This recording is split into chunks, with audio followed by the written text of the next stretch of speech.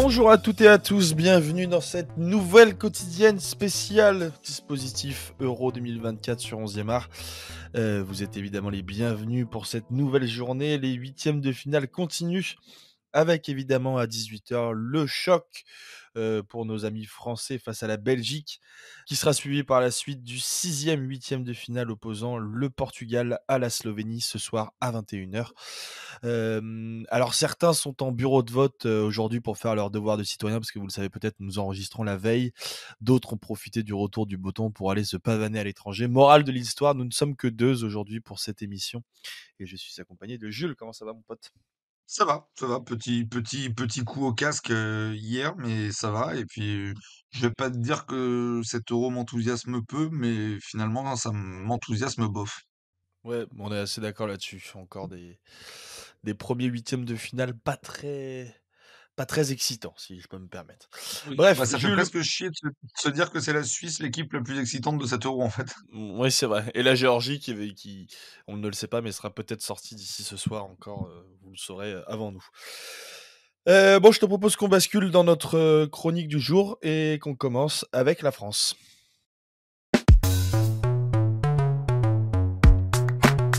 18h, France, Belgique. Alors Jules, pour aborder ce huitième si important des Bleus aujourd'hui, tu vas nous parler complexe d'infériorité et remonter dans le temps. Tu peux nous en dire un peu plus? Ouais, Val, j'ai voulu comprendre un peu pourquoi nos voisins belges ont un petit complexe par rapport à nous. Donc, je vais pas remonter, on va dire, sur les côtés sociétaux, et cetera. Je ne parle seulement et que de foot. Et d'ailleurs, vice versa, on a aussi un complexe, nous, de supériorité par rapport à eux. Donc, je me suis demandé d'où vient cette rivalité qui finalement n'a pas vraiment lieu d'être. D'aucuns timeraient ça sur la Coupe du Monde 2018 et le cassage de démarche de Samuel, mais les chambrages puérils d'ailleurs à base de somme. Mais en fait, non, c'est pas la première fois que les Bleus douchaient les espoirs d'une génération dorée belge. Pourtant, c'est un peu la seule rencontre qu'on a en tête, nous.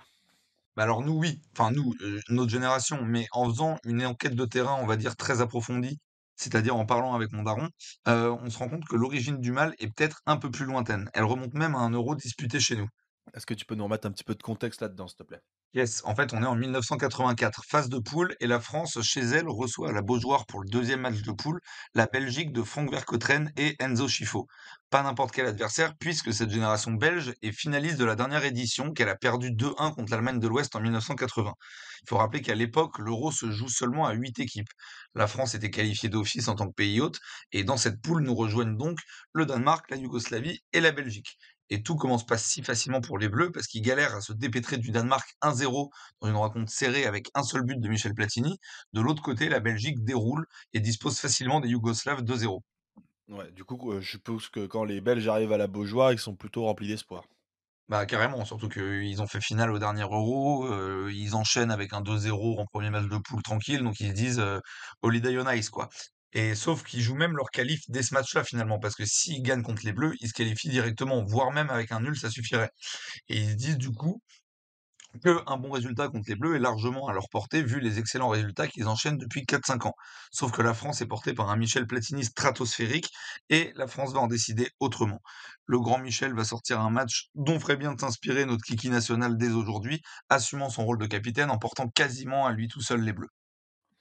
Bon, allez, vas-y, lance-nous quel a été le score final, du coup. Bon, le score, c'est un violent 5-0.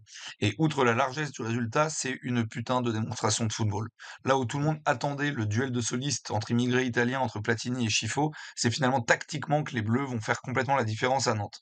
Manuel Amoros, qui est un joueur important de l'effectif des Bleus, est suspendu. Michel Hidalgo bouleverse complètement son système.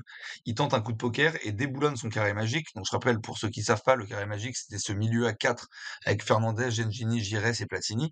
Il redescend Fernandez en défense et il remonte Tigana, habituel central, en libéraux. Coup de poker payant puisque l'équipe est beaucoup plus équilibrée. Avec la protection de Tigana, les trois artistes que sont Platini, Gengini et Giresse sont beaucoup plus libres de leur mouvement. Et aujourd'hui, ici en France, on joue avec parfois des milieux récupérateurs sur les ailes. À l'époque, on jouait avec quand même trois numéros 10 au mitard. Ouais, et du coup, tu peux nous raconter un peu cette démonstration? Ouais, c'est une vraie démonstration avec encore une fois un match qui se joue au milieu de terrain du coup. Partition exceptionnelle de Giresse et Platini. Faut imaginer Mbappé et Griezmann à leur max ensemble au même moment sur le même match. Bon, faut imaginer, bien sûr.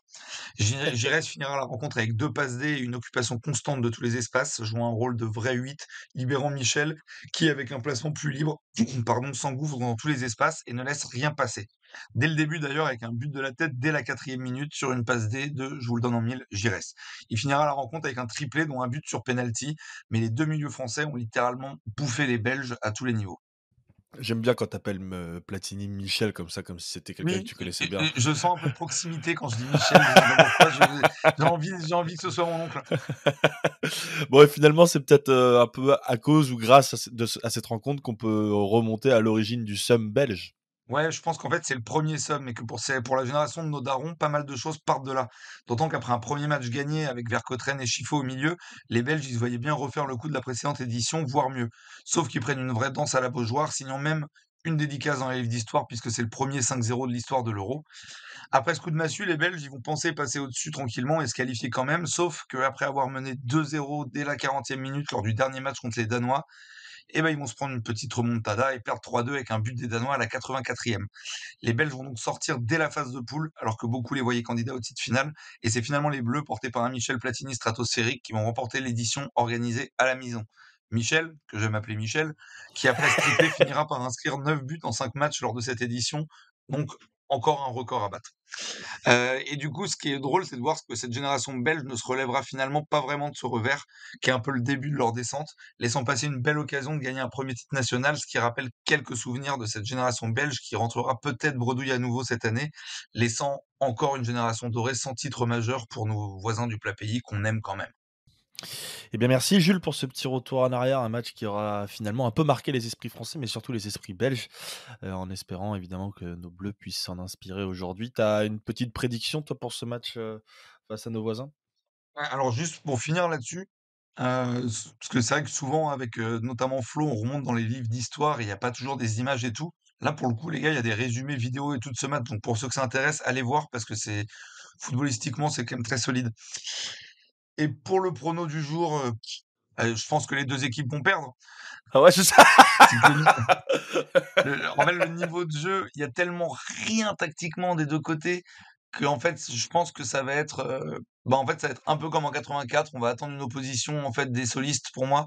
C'est en fait, est-ce que, De Bruyne et Lukaku vont sortir un match de monstre ou est-ce que Mbappé et Grisou vont sortir un match de monstre, on va lancer la pièce et on va voir, mais il faut pas s'attendre à des révolutions tactiques, je pense. OK, donc un petit 4 partout, quoi? Ouais, ou un 0-0. Bon, Ouais, c'est ça. L'un ou l'autre, on ne sait pas encore. ouais, ça Bon, peut très même être un bien. 8-8.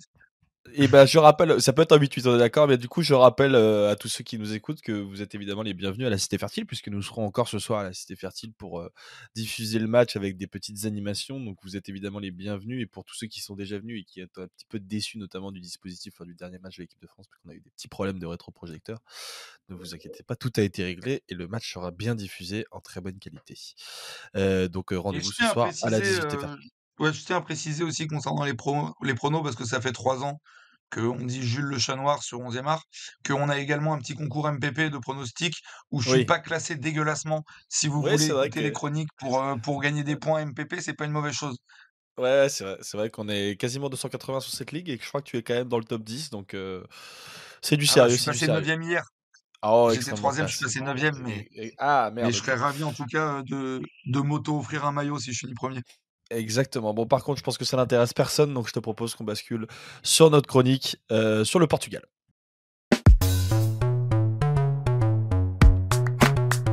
21 heures, Portugal, Slovénie.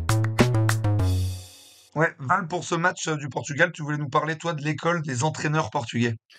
Et oui, vous aurez peut-être noté l'une des particularités de cette équipe portugaise, puisqu'elle est entraînée par un entraîneur étranger, en la personne de l'Espagnol Roberto Martinez. Une particularité qui n'en est d'ailleurs peut-être plus une, puisque 8 des 24 équipes participantes, soit un tiers des équipes de cet euro, sont dans la même situation que le Portugal. Par exemple, l'Italie est particulièrement bien représentée, puisqu'en plus de Luciano Spalletti à la tête de la Nazionale, Vincenzo Montella, Domenico Tedesco, Francesco Calzona et Marco Rossi sont eux aussi respectivement à la tête des sélections turques, belges, slovaques et hongroises. Néanmoins, cet apanage est souvent réservé aux plus petites nations, souvent dépourvues de réelles écoles d'entraîneurs et qui vont alors piocher chez les grandes nations. Ouais, c'est quand même assez surprenant pour une grosse nation de foot comme le Portugal, en fait. Ouais, surtout compte tenu de la panoplie, d'entraîneurs à sa disposition. Les coachs portugais sont d'ailleurs les plus nombreux à s'exporter à l'international. Il serait près de 400 à officier professionnellement à l'étranger, et il existe d'ailleurs une réelle école d'entraîneurs portugais dont José Mourinho est peut-être la figure de proue depuis une vingtaine d'années. Et il y a un homme qui est notamment à l'origine de tout ça, c'est pas un hasard qu'il y ait autant d'entraîneurs portugais.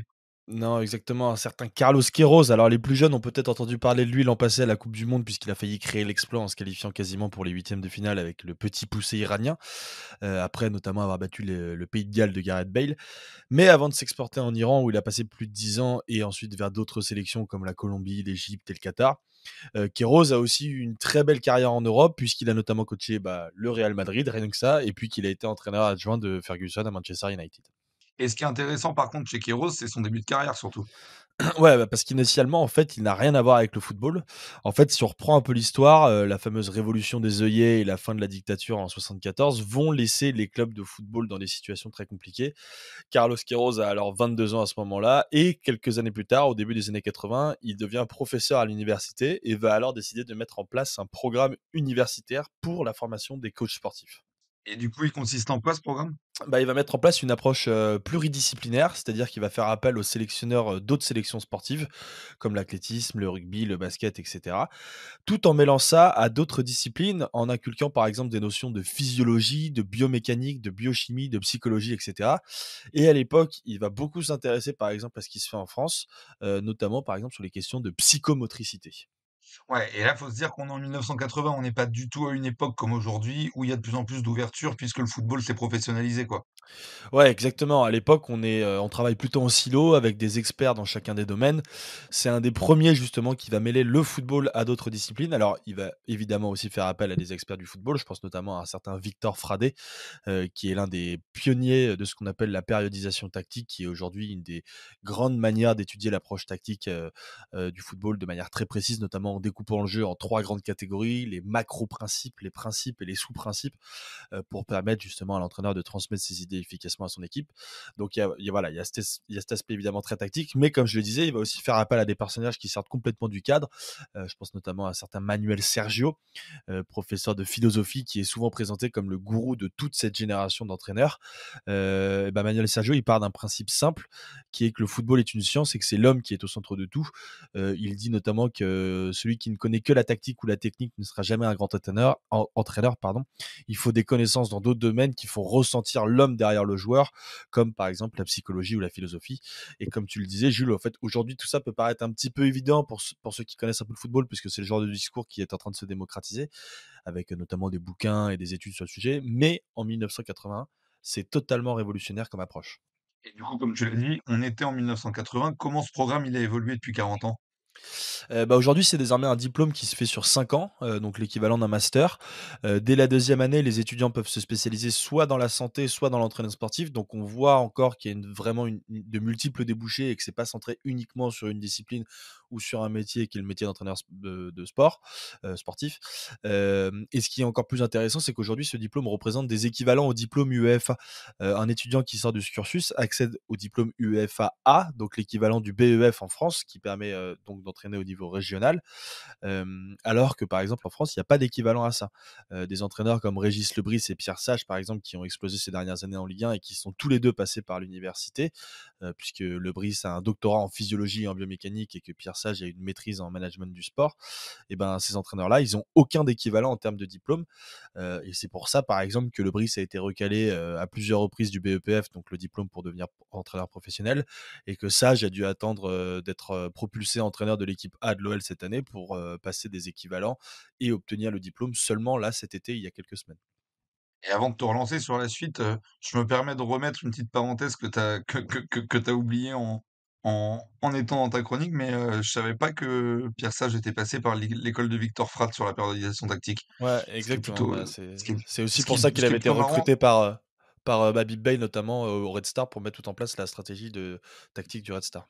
Ouais, et ça explique finalement pas mal de choses.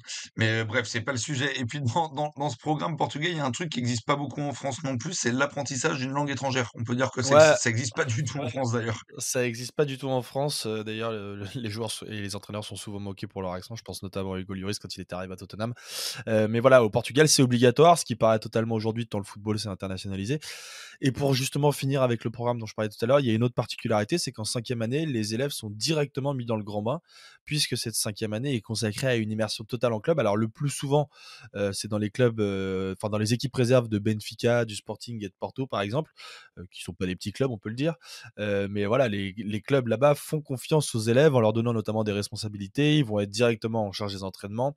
Ils vont être chargés de faire des analyses chiffrées après les séances. Ils vont aussi être en charge des analyses physiques, par exemple, parce que c'est quelque chose qu'ils apprennent. En fait, ils sont pas formés à être uniquement entraîneurs. Ils sont aussi un peu formés à être analyse vidéo, un peu préparateur physique. En fait, tous les éléments qui vont venir composer un staff de football aujourd'hui.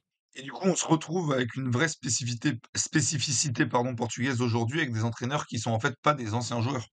Bah oui, là où en France, c'est quasiment une condition sine qua non pour devenir entraîneur, au Portugal, c'est tout l'inverse. On se retrouve avec des entraîneurs qui n'ont quasi jamais joué au plus haut niveau, mais avec une formation universitaire renforcée par une spécialisation footballistique. Le meilleur exemple, c'est évidemment José Mourinho, qui est évidemment passé par le cursus de Carlos Queiroz à l'école de Lisbonne, qui est aujourd'hui une vraie école référencée, notamment pour les entraîneurs sportifs. Mais il y a aussi le cas, par exemple, de Fernando Santos, qui a évidemment été champion d'Europe avec le Portugal et qui est titulaire d'un diplôme d'ingénieur. Il y a Leonardo Jardim, qui est titulaire d'un diplôme de prof de sport et qu'on a lu par exemple en interview croisée avec le philosophe Edgar Morin dans l'équipe il y a quelques années. Et puis il y a plein d'autres noms qui sont un petit peu moins connus en France, comme Rui Vitoria, Vitor Pereira, José Pesero. Voilà. Et à l'inverse, on a très peu de très grands joueurs portugais qui deviennent entraîneurs. Je pense notamment à des joueurs comme Eusebio, Figo, Rui Costa ou Paoletta qu'on connaît mieux en France, qui n'ont jamais entraîné. Et je doute par exemple qu'un joueur comme Cristiano Ronaldo se lance ensuite dans une carrière d'entraîneur. Je les vois plutôt peut-être devenir dirigeant dans un grand club ou à la fédération ou peut-être à une instance supranationale comme l'UEFA, comme c'est le cas aujourd'hui par exemple de Figo, mais je ne le vois pas spécialement devenir entraîneur. Bah, en vrai, merci parce que ça remet un peu l'église au centre du village et on se demande finalement pourquoi, ils sont allés chercher un entraîneur étranger parce que c'est vrai qu'aujourd'hui, l'école portugaise est quand même certainement une des plus reconnues mondialement et d'ailleurs tu parlais des entraîneurs, mais aussi pas oublier que en plus des entraîneurs parce que comme tu disais, le programme est très transversal. Vous regardez bien les clubs, on retrouve des Portugais dans tous les staffs. Même dans les staffs avec les entraîneurs Ouais, français, ouais, bien sûr. tu as forcément un Portugais à l'analyse vidéo, à la préparation physique, ils deviennent pas que coach, donc c'est une vraie belle école. Bah, super, merci Val en tout cas et puis on va regarder attentivement ce que va faire le Portugal et voir s'ils ont eu raison d'aller chercher un entraîneur étranger. Ouais, bah face à la Slovénie, a priori, ils partent quand même très favoris, même s'il y a eu cette défaite face à la Géorgie, mais ils avaient quand même pas mal fait tourner. Mais j'avoue que même si la Slovénie a été assez convaincante en phase de poule, malgré pas forcément un jeu très, très développé, je pense que le Portugal, devrait se qualifier plutôt facilement pour ce match-là. Je sais pas ce que tu en penses toi? Oui, je pense que ça peut ressembler à ce Allemagne-Danemark, qui a été controversé avec les décisions arbitrales, mais je veux dire dans le foot, a priori, il y aura pas trop de surprises. Je pense que le Portugal va marcher sur la Slovénie et que Inch'Allah, comme on dit, on va les retrouver, très vite, au passage suivant dans le tableau de la compète.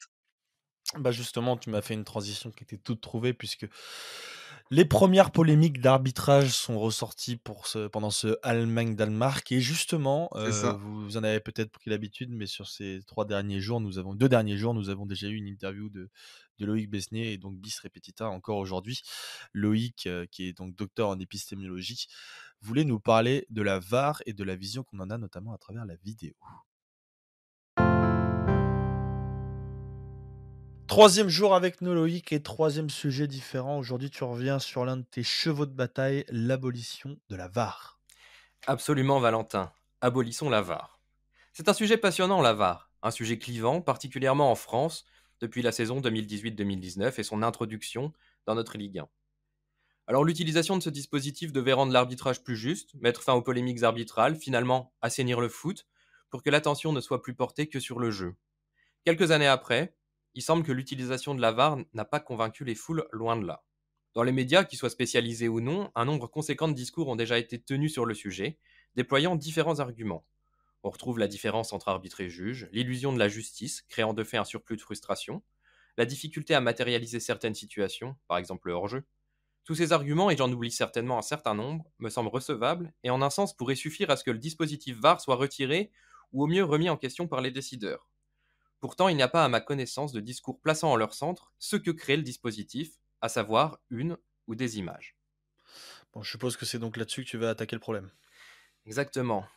Vous l'avez vu dans mes précédentes chroniques, je m'intéresse particulièrement à la question de l'image. Et donc pour commencer, on va considérer un banal match de Ligue 1. L'intervention de la VAR, le jeu est arrêté, et l'arbitre se place en retrait, communiquant avec d'autres arbitres localisés eux dans un centre de contrôle. Cette équipe a pour tâche de revisionner les images de l'action en question, et de communiquer un avis à l'arbitre central. Sur conseil de ses arbitres, ou de son propre chef, l'arbitre central peut demander un visionnage des images en question, procédant à une étude minutieuse du matériel fourni. L'arbitre se place en retrait des joueurs, mais son travail peut néanmoins subir l'influence de faisceaux extérieurs. Pression des tribunes, pression des bancs, notation de sa performance. Des faisceaux qui vont consister en autant de raisons susceptibles d'agir sur sa décision. Et pendant ce temps, les acteurs, au sens large du football, attendent une décision objective et motivée. Si la perception individuelle et la dimension interprétative des règles du foot viennent nuancer cette idée d'analyse objective du réel, l'introduction de la VAR accentue cela. Se pose alors la vaste question de l'objectivité des images. Et toi, tu penses justement que cette recherche d'objectivité, cette recherche de vérité dans l'arbitrage, c'est un peu voué à l'échec? En quelque sorte, oui. La question fondamentale qui est sous-tendue par le dispositif VAR est celle de l'image en tant que preuve. Alors la notion de preuve est transverse, elle s'applique à la justice, elle s'applique aux sciences, et il est difficile de mobiliser tous les concepts déployés dans la littérature associée à ce domaine. Donc un certain nombre de chercheurs, de philosophes, d'épistémologues se sont penchés sur la question de la preuve par l'image, et l'un d'entre eux, le philosophe des sciences Bruno Latour, propose cette problématique de l'image en tant que preuve, à travers un exemple que je trouve particulièrement clair, celui des parasciences et des parascientifiques. L'objectif des parascientifiques, par exemple dans le cadre de l'observation d'OVNI, serait la production d'images qui leur permettraient de convaincre les scientifiques que les ovnis existent et donc que les extraterrestres sont parmi nous. Face à ces images, la réaction du scientifique est de douter. Pourtant, ils sont face à ce qui est présenté comme une preuve. Ouais, et dans ce cas-là, l'image suffit pas forcément. Absolument, et l'erreur des parascientifiques n'est pas de considérer l'image comme preuve, mais bien de ne considérer que l'image comme preuve. Si l'image est nécessaire, elle est également insuffisante. La crédibilité d'une image dépend alors de son contexte de production, mais également de son acceptation par une communauté, qu'elle soit scientifique ou autre. L'image peut être envisagée comme partie de preuve, mais ne saurait suffire. J'en reviens donc à la question de l'objectivité des images et de la VAR. La preuve ne doit pas être perçue comme quelque chose d'arbitraire, ce qui est prouvé doit être motivé par différents éléments. Oui, c'est ça, donc une seule image ne suffirait pas à définir la vérité et ça va donc contre l'aspect interprétatif de certaines lois du football. Oui, tout à fait, et ça renvoie à l'aspect profondément arbitraire d'un match de football. Et quand je dis arbitraire, il ne s'agit pas de considérer une définition péjorative du terme, mais bien de s'en tenir aux modalités d'application de certaines lois du football qui reposent sur l'interprétation de l'arbitre. Et ces modalités ne semblent pouvoir cohabiter avec cette idée d'objectivité de l'image décrite précédemment. À défaut d'être objective, l'image VAR pourrait être perçue comme telle. Et là encore, on est vraiment très loin du compte. Si on souhaite aboutir à une représentation collective de la VAR perçue comme objective, et donc de mettre fin à globalement tous les débats, il est nécessaire que la relation entre les images produites et visionnées et la décision prise soit claire, justifiée, motivée. Pour ce faire, les images proposées ne sauraient souffrir d'aucune ambiguïté. Or, le dispositif technique VAR permet en de rares cas seulement la création d'images non ambiguës. Ainsi, la perception d'objectivité est la plupart du temps, je pense, compromise. Donc cette idée de l'ambiguïté des images qui sont créées par la VAR, créées de toutes pièces, m'amène à proposer un second argument. Vas-y, je t'écoute. Eh bien, tout film est un film de fiction, écrit Christian Mess, un célèbre analyste du cinéma, sémiologue, dans Le signifiant imaginaire, essai sur la signification au cinéma. Donc tout film est un film de fiction. Cette idée ne va pas se borner à la notion de film tel qu'on l'entend dans l'idée d'un film issu d'un circuit de production et de distribution traditionnel. Le film naît de la caméra. Il est la capture d'un instant T, rejouable presque à l'infini. Tout film est une fiction. Il distord le réel, nous en offrant une infime partie. En capturant une partie d'un match, dans sa temporalité mais aussi dans ce qui est donné à voir, la VAR produit une fiction. Et c'est précisément cette fiction qui est analysée par l'arbitre et dont l'objectivité ne devrait pouvoir être questionnée, ce qui je pense constitue un problème certain. Une action n'est qu'une partie de la diégèse d'un match de foot. Et cette fiction footballistique est une partie encore plus mince et dénuée de nombreuses caractéristiques, ce qui se passe hors de l'action par exemple.